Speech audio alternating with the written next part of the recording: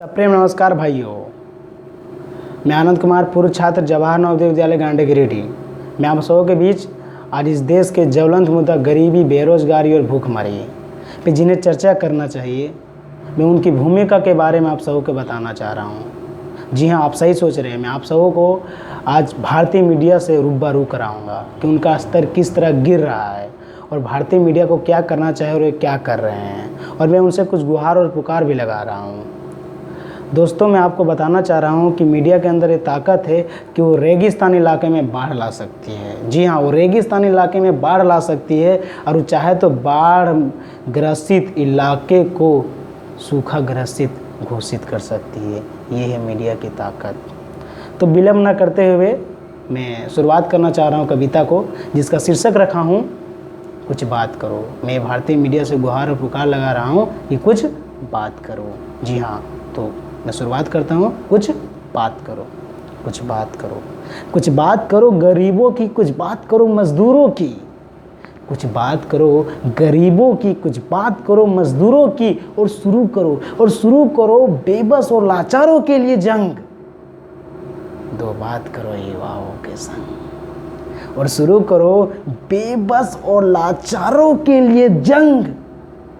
दो बात करो युवाओं के संग। अब और नहीं करो इन युवाओं को तंग, इन मासूमों को तंग। जी हाँ, अब और नहीं करो इन युवाओं को, इन मासूमों को तंग। भरो इनमें जोश और उमंग, लाओ इनके जीवन में खुशहाली और करो रंग बिरंग। दो बात करो युवाओं के संग, दो बात करो बेरोजगारों के संग, दो बात करो गरीबों की, दो बात करो मजदूरों की, दो बात करो बेबस की, दो बात करो लाचारों की। और पूछता भारत के जगह लूटता भारत दिखाओ, क्योंकि यही वास्तविकता है। और पूछता भारत के जगह लूटता भारत दिखाओ, और कुछ अच्छी और संस्कारी बातें बताओ। पूछता भारत के जगह लूटता भारत दिखाओ, कुछ अच्छी और संस्कारी बातें बताओ, और इस लूट तंत्र को लोकतंत्र बनाओ, और इस लूट तंत्र को फिर से लोकतंत्र बनाओ। और हल्ला बोल के जगह हकीकत बोल, और हल्ला बोल के जगह हकीकत बोल। चाबी तेरे ही पास है, बस पोल खोल। और हल्ला बोल के जगह हकीकत बोल, और चाबी तेरे ही पास है, बस पोल खोल। सुनाओ उन दरिंदों की कहानी, सुनाओ उन दरिंदों की कहानी, और कुबलाओ उनकी कहानी, उनकी बेमानी उन्हीं के जुबानी। और सुनाओ उन दरिंदों की कहानी, और कुबलवाओ उनकी बेमानी उन्हीं के जुबानी। दो बात करो गरीबों की, दो बात करो लाचारों की, दो बात करो बेबस की, दो बात करो बेचारों की। डीएनए टेस्ट करो उन बेरोजगारों की, और डीएनए टेस्ट करो उन बेरोजगारों की। 100% बीमारी निकलेगी मेहनत और ईमानदारी की।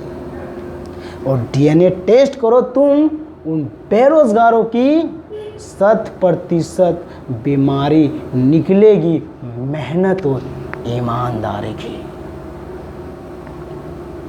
दो बात करो गरीबों की, दो बात करो मजदूरों की, दो बात करो विकास की, दो बात करो नयास की।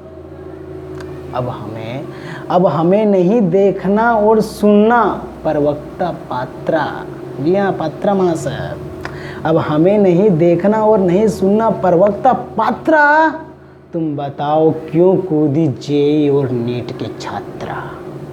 अब हमें नहीं सुनना, जी हाँ, अब हमें नहीं सुनना। पक गए हैं काने, पक गए हैं। अब हमें मत सुनाओ उन बातें, अब हमें मत सुनाओ बातें उन प्रवक्ता पात्रा, और हमें बताओ क्यों जेई और नीट की कूदी छात्रा।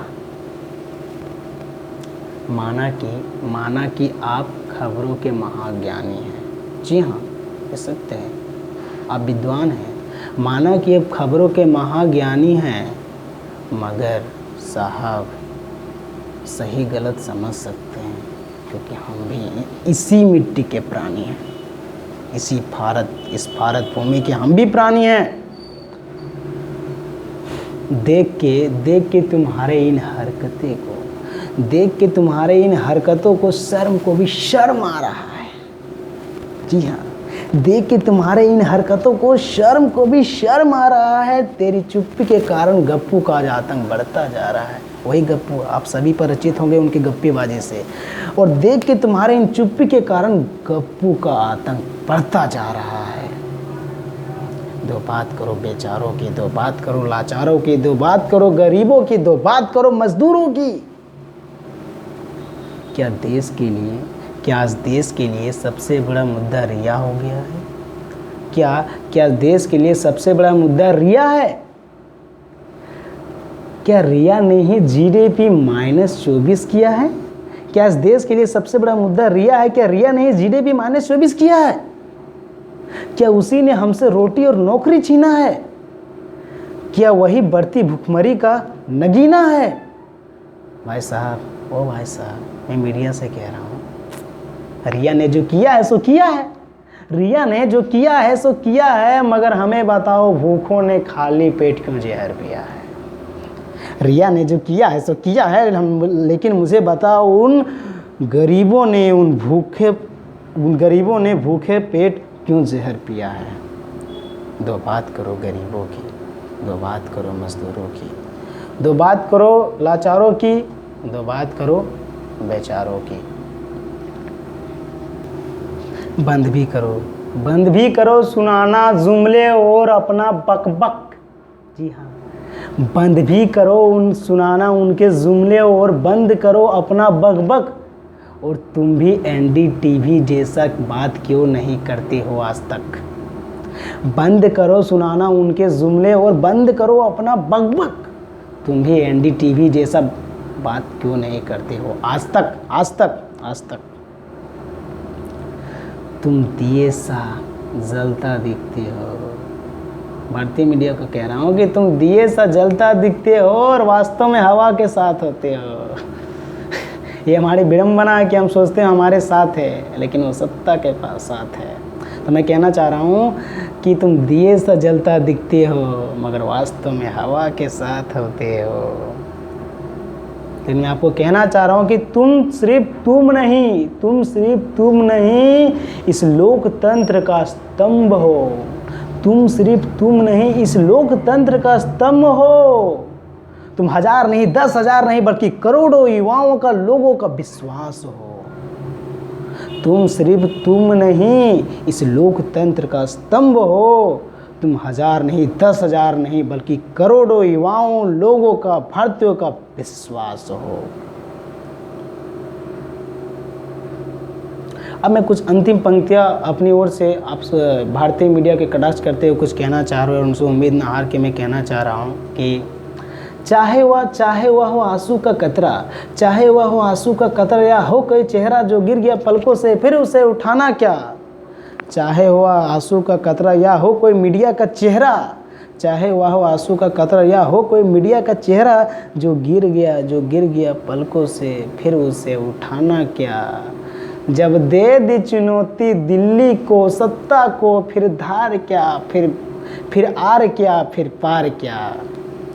अंतिम की 4 पंक्तियाँ मैं उन लोगों को समर्पित करना चाह रहा हूँ, उन यूट्यूबर को समर्पित करना चाह रहा हूँ जो अभी भी देश के हित में अपनी आवाज़ निडर रूप से उठा रहे हैं, उस ज्वलंत मुद्दा को हम सबों के बीच ला रहे हैं। तो उनके लिए मेरे तरफ से 4 पंक्तियाँ समर्पित है। और मैं कहना चाह रहा हूँ कि अगर आप भी इस ज्वलंत मुद्दा को उठाएं, गरीबी, बेरोजगारी, भूखमरी की दशा इस देश में है, अगर अभी नहीं तो फिर कभी नहीं।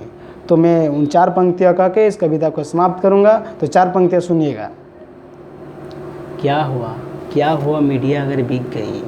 क्या हुआ मीडिया अगर बिक गई? अभी हमारी आखिरी आवाज़ बाकी है। क्या हुआ मीडिया अगर बिक गई? हमारी अभी आखिरी आवाज़ बाकी है। हो चुकी है हैवानियत की इंतहा, अगर आदमियत का आगाज बाकी है। जी हाँ, क्या हुआ मीडिया अगर बिक गई? हमारी अभी आखिरी आवाज़ बाकी है। हो चुकी हैवानियत की इंतहा, अगर आदमियत का काज बाकी है। जय हिंद दोस्तों। अगर आपको यह कविता अच्छी लगी तो शेयर करें, सब्सक्राइब करें, ताकि मैं समय पर और आने वाले दिनों में धीरे धीरे इस देश के ज्वलंत मुद्दा पे कविताएं लिख आप सबों के बीच ला सकूं। सहृदय धन्यवाद आप सभी को यह वीडियो देखने के लिए।